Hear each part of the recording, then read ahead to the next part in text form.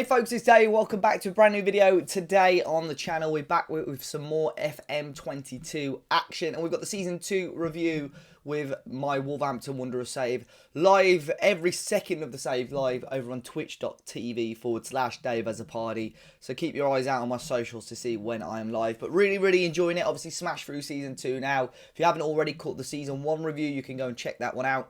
And the Season 2 review now, just looking over what has happened. We're going to look at signings. We're going to look at fixtures, results, competitions, tactics and all sorts. And obviously, if you've got any questions, let me know in the comment section down below.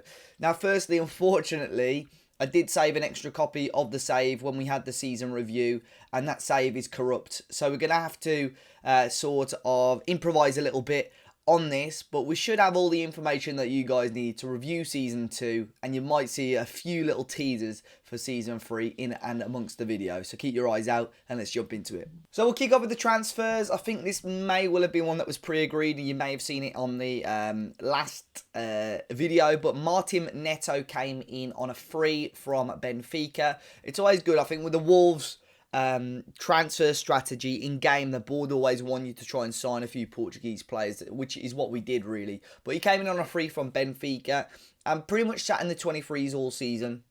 He played one cup game for us, but 45 games for the 23s, 11 goals, 15 assists as well. So done what he needed to do. May well look to sell him on this summer. As you can see, I've got him transfer listed at the moment, but I think if we can flip him for 15, 20 million pounds, a player that's literally coming on a free, sat in our 23s, that would be unbelievable business. But he's an all right player. I think, you know, on another save, another game, he may well have slotted into my first team quite comfortably, but with how quick we're progressing as a team, it's probably not quite for him. The next signing was someone that I really wanted to get in, and it was Lorenzo Luca coming in from Pisa in Italy, and he's a player that, guys, if you've seen a couple of Wonderkid lists or seen that I did a video for Squawker, this guy was in there as well. At 22 years of age, or 21 at the time of me signing him, he just looks unbelievable. 6'7", finishing and heading almost, world-class level. Mentally and physically he's good as well, and I think he's just going to bag goals and goals for us. Unfortunately, I couldn't get a work permit for him this season, so I did have to loan him out, and he had a really successful loan term in Besiktas, as you can see. Scored 25 goals in all competitions, 20 and 30 in the league for them with 5 assists. And a really strong season for him. By about January, I was able to get a work permit for him, and that £15 million has already shot up to 35 to 44 million pounds. Going to take off that he's not available for loan, and we're going to be keeping him. He's going to be a first team player next season. So hopefully, guys, throughout most of the next season, well, in the next season review, you're going to see him and hopefully see that he scored plenty of goals for us. Next signing as well is an interesting one. Obviously, with us being in European competition, wanted to get a few more English players in, needed a backup right back to Nelson Semedo, and we had a look at Ainsley Maitland-Niles. And to be fair to him, he played a good chunk of games and he was really decent. As you can see, his versatility is really strong as well. Can play all across the left and all across the right, even centrally as well, and really not a bad player for us. 25 years of age, so still got plenty of years ahead of him, and we signed him for just 5.25 million. He got a goal, 5 assists in the league, 2 goals or 8 assists in all competitions, and really happy with his contribution, really. So probably going to be a player for the time being that's going to be sticking around. Next up was another English player to help fill that quota, but he has since moved. Chris Smalling came in, and he's already been sold on to, of course, the oil-rich Newcastle United. Plenty of money in there, and I'm not sure if you guys have managed in England as of yet, but whenever you got a bit of deadwood, Newcastle United seem to be the team that want to get involved. But Chris Smalling came in for £6 million. We flipped him for £6 million. 4 games in the league, just 8 starts in all competitions. Got 1 assist, but 0 goals. Did what he needed to do. Homegrown player. Okay wage, but didn't lose any money on him really. Just paid in the wage, and yeah, decent backup option that for us to have. A really strong option as well was Gaetano Castrovilli. He came in from Fiorentina over in Italy. Really strong player.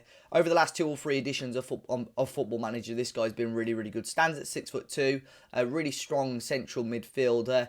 On the ball, really strong. You can see with his dribbling, his technique, and some really strong mental attributes in there as well.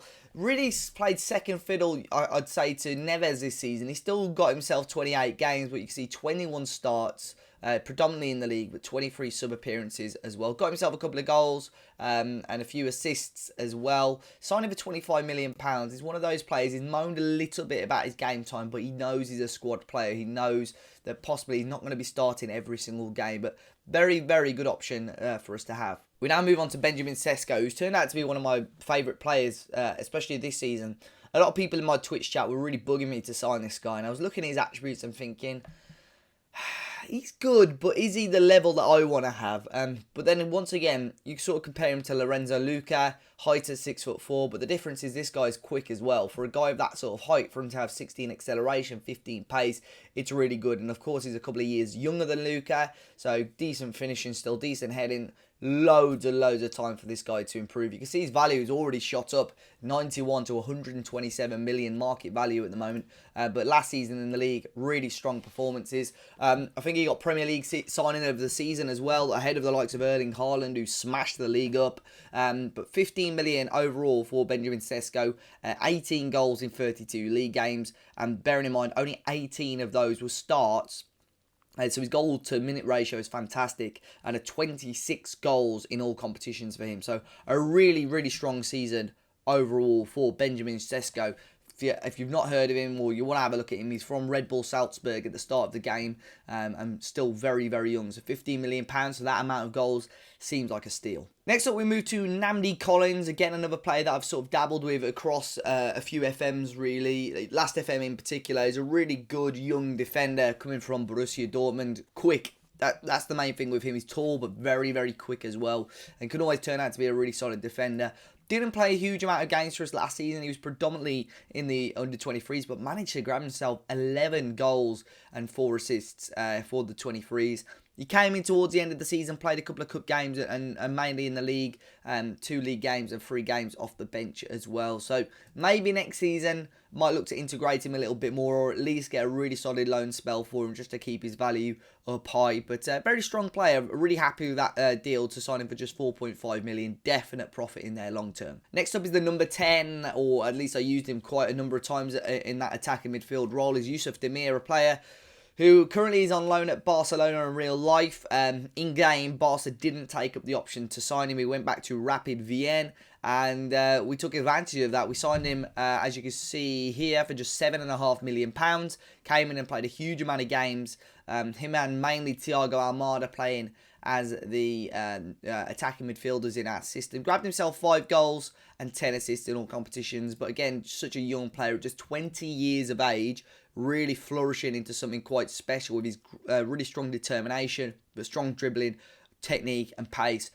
And I think the next couple of seasons, with him flourishing even more, he could turn out to be an absolute demon in the Premier League. Martin van der Voort came in, a very highly tipped Belgian goalkeeper. He came in as a backup option for John Ruddy, who obviously left the club.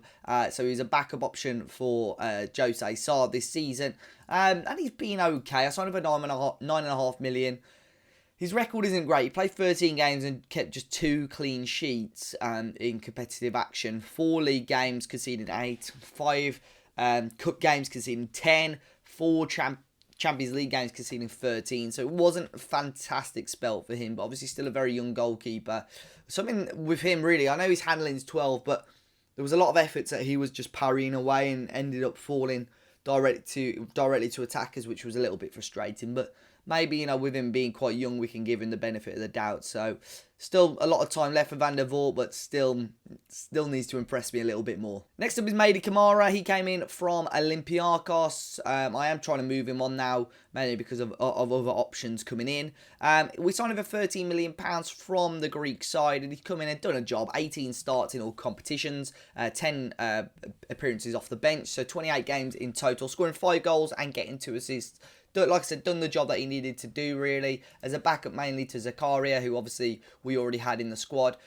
Technically, he's okay. I mean, I say okay. He's good in the right areas. I mean, if we're playing him as a box-to-box as we were, you can see bar his finishing, got really solid technicals. His mentals and physicals are really, really strong. So definitely a good player for us to have around. And for that amount of money that we'd spent, I think it was a good signing. And the final signing was Yusuf Chamiti. He's a young player that we signed in from Sporting. I don't think he played played any first team games, if I'm honest. He went out on loan to Swindon Town for the second half of the season. But he's one of those, again, that I wanted to see if I could sign, number one, a Portuguese player to help fill the quota, and number two, a young player just to help bolster the under-23s. I think this year, especially on Football Manager, as long as you're getting players a lot of game time at a good level, whether that be at under-23s level or even out on loan, and I'm finding players out on loan is working really, really well this year, which I'll show you a little bit more of shortly. Swindon Town took him on loan second half of the season, scored 8 in 16 in League One, which isn't a bad return, to be fair, for a young player. So in the 23s action, I'm fairly certain he played a lot more than just 2 games and 2 goals. But he played a lot of 23s action, I would expect. But overall, decent for him. Not too sure what I'm going to do with him this season. Probably look to loan him out. Just keep on increasing that value. Will he ever break into the first team? I don't know. But maybe after next season, we look to sell him on. But a very decent signing nonetheless. So now let's move on to the players that have left the club. So first one was Daniel Pedence. He left the club for £7 million. Or £9 million, sorry. Didn't really play a huge amount of football for us anyway over the last season or so.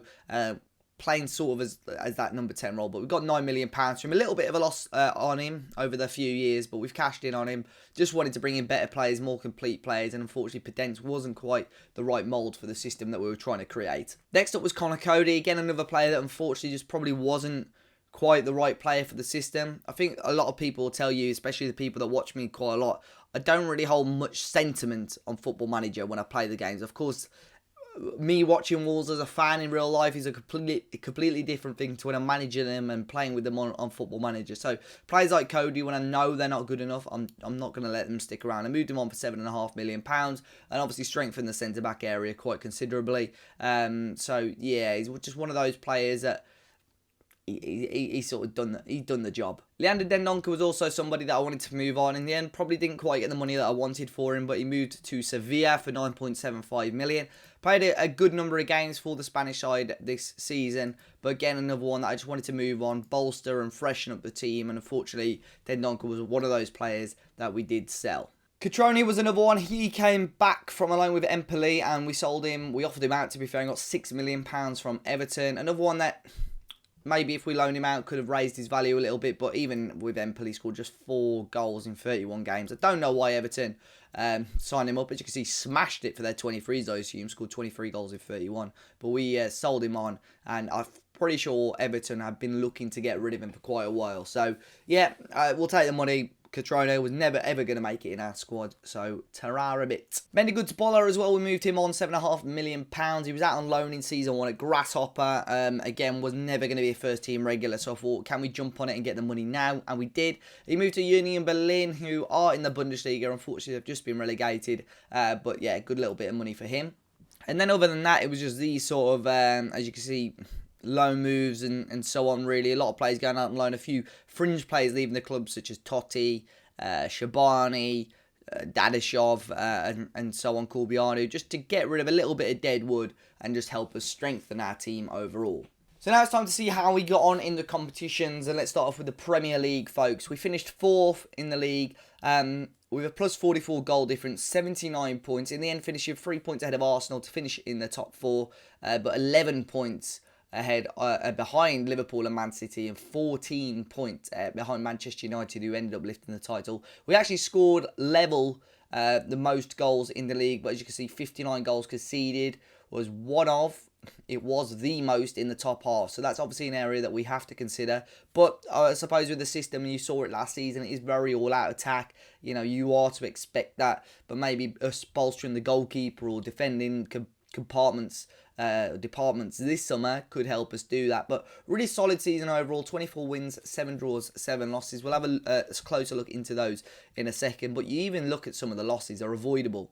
Everton, Watford, Norwich, Leeds, you'd probably expect us to beat those, and 3 or 4 wins there and we could easily be back in the title race again. Same with draws, Villa, Sheffield United, you know, dropped points here and there which aren't ideal for us. This was our run in the Premier League, though. We didn't actually start off too great. 3 of our defeats came in the first 6 games. Got a defeat against City there. We went on some really strong runs. I mean, in between sort of mid-September all the way up to the end of January, we were unbeaten. Liverpool we lost to there. Had a little wobble here. You can see just one win in sort of 7 games, which probably cost us a title challenge really. Dropping points to Arsenal, losing to Everton, obviously dropping points to United, despite us being 3-1 up, I think, in that game.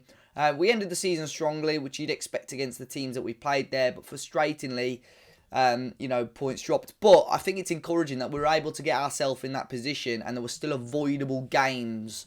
Next season, if we strengthen in the right areas and have the right mindset in a couple of games, and do the right changes and so on, we could avoid dropping stupid points to the likes of Norwich and Leeds and so on, and maybe be up there next season.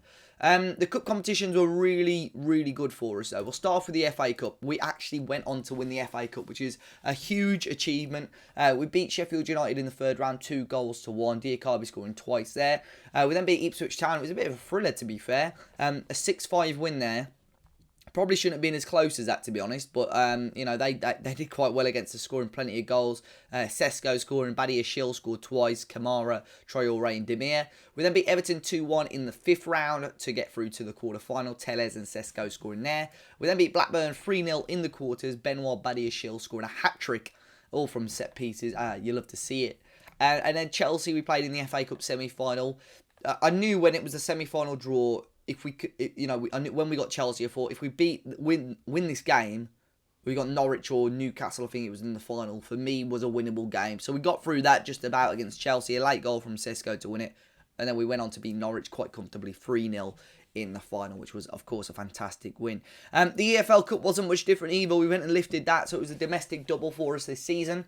Beat Manchester United on penalties in the 3rd round, Neto scoring twice. We beat Leicester 5-0 in the 4th round. Neto, Ajork with a hat-trick and Jimenez scoring. Leeds we beat 5-0. Reading we beat 5-2. And then Liverpool in the final we beat 3-1 with both of our centre-backs scoring all the goals. Diakabi with 2 and Sven Botman with 1. Even the Champions League, frustrating this is. We'll have a look at this now. Our group was Zagreb, Bayern and Inter. You'd expect it to be quite a tough group. We blitzed them all. We finished that group unbeaten, winning every single game, beating Bayern 5-3 at home, beating them 2-1 away. We beat Inter really comfortably without conceding a goal in both games. And then we get to the knockout stages. Spartak Moscow we beat pretty comfortably in the end, 7-1 on aggregate. Adama, Botman twice and Neves, and then in the second leg at Molineux, we took it back with a slightly rotated team, but still did the business, beating them 3-1. We then had an unbelievable set of games against Real Madrid, beating them 4-3 at home in the first leg. The second leg, I do not know what happened. We had Nelson Semedo. We were 3-1 up at this point on the day. Nelson Semedo got sent off for Madrid to turn it around and take it to extra time. But in the end, it was Castrovilli. We were down to 9 men with Adama getting injured as well. Castrovilli with a late goal in extra time to send us through to the Champions League semis. And I don't have a clue what happened in this game. We lost 10-3 across 2 legs to Bayern Munich. Away from home, we lost 5-1. And I hate to pin the blame on certain players, but Van der Vaart was dreadful in goal. I mean, his rating's good, but they absolutely peppered us. And unfortunately, we just didn't turn up and were really poor. Even at Molineux, I thought maybe we could give ourselves a little bit of pride, and it wasn't happening. Unfortunately, lost 5-2. But really convincing that we were able to get that far. And as you know, guys, overall in all competitions, a really, really solid display. One area I want to have a quick look at as well is my 23s. I don't know if I can look at their performances in the Papa John's Trophy. I'll have a quick look to see if I can find it in a second. EFL Trophy, I think did they go and win it? They lost in the EFL Trophy final in the end to Manchester City, but it just shows the strength of the tactic and the strength of the players that I've got in there, like Namdi Collins was playing, Dong Dehi, Martin Neto, who we spoke about a little bit earlier on. So even the 23s now, I've given...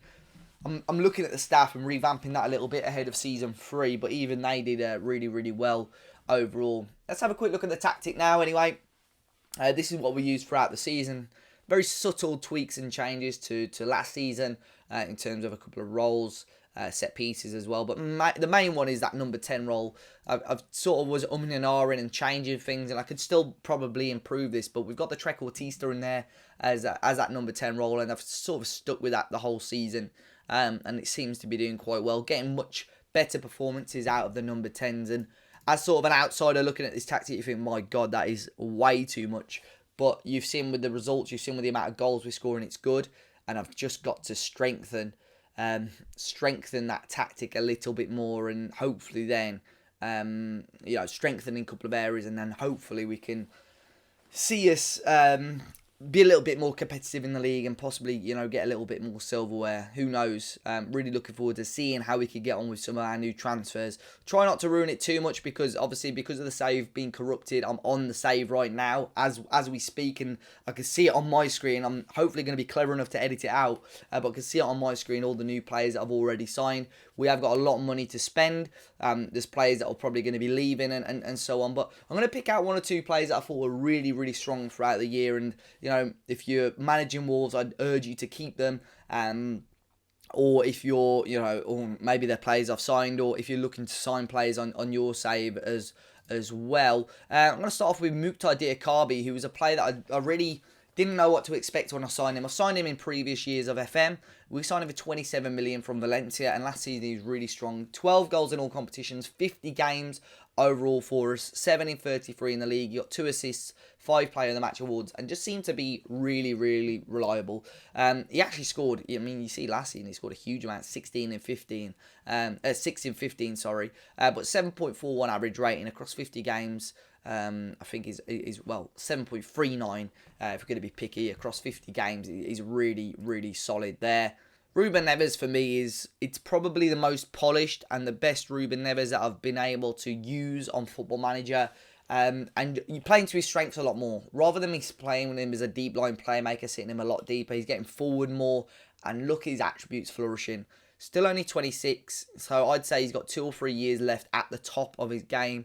And he's still really, really good, and we can possibly expect some of these other attributes, like mentally and technically, to creep up, possibly to see more greens on his profile. Last season, a 7.6 average rating, 7.62 in all competitions, 5 goals in the league, 2 goals in the Champions League, 7 goals altogether, 19 assists for Ruben Neves in all competitions. Just a really, really solid player, and so great to watch as well on the match engine. Really, really happy with how he got on last season. And another one was Raul Jimenez. Actually finished as our top goal scorer last season. He went through weird phases though. You can see here he scored 32 goals in the 47 games plus 7 sub appearances, so 54 games he got 32 goals, 19 in the league in 34, 11 in 12 in the Champions League. So really impressed with how he got on. But like I said, he went through spells, probably sort of 3/4 of the way through the season where he just stopped scoring goals. There was like 9 or 10 games where he stopped scoring. So that could have been so much more, I think. And he's going to have more competition now. I'm in a little bit of a predicament with what to do with Jimenez, because he's 32 now. He's in the last year of his deal. Do I cash in now or do I keep him? Because his value is just going to shoot down, I think. But he scored a lot of goals. But we've then got Cesco. We've got Luca coming in. We've got a lot of strong players that we can bring into the team. So still not 100% sure about Jimenez right now. Another player I've got a bit of a predicament with, but he just seems to keep popping up with the goals, is Ludovic Ajorc, a player that I raved about last season. And you can see him now. Scored 27 goals in all competitions, 51 games, a really, really solid return, 17 in the league. Again, just seemed to be a player, especially towards the end of the season, where I was saying I think I might cash in on him. He just started to score loads of goals. So Ludovic Ajorc, really happy with him. Again, another player. Got a couple of years left on his deal, but 29 now, wants a lot more money than what he's on currently. So do I cash in? I don't know. Maybe that's one that you guys are going to have to keep an eye on during the streams.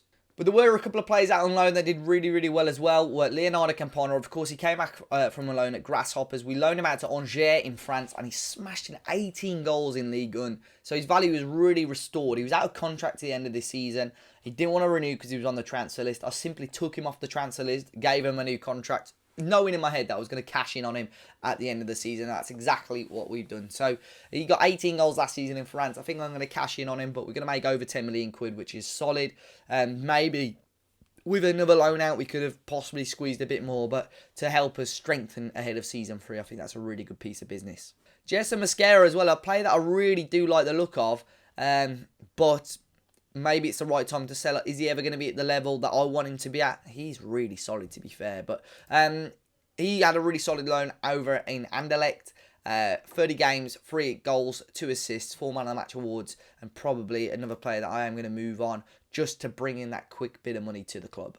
But other than that, guys, I think that is all for the Season 2 review. Be sure to check us out on twitch.tv/DaveAsAParty. Pretty much, I was going to say every day, but, you know, most days you can check us out on there. You're best to follow me on my Twitter, which is obviously in the description of the video for updates of the streams. But if you've got any questions about the save, maybe things that I didn't really touch on too much, do let me know in the comment section down below. But until next time, guys, hit that like button, subscribe to the channel if you're new, and I'll see you all very, very soon.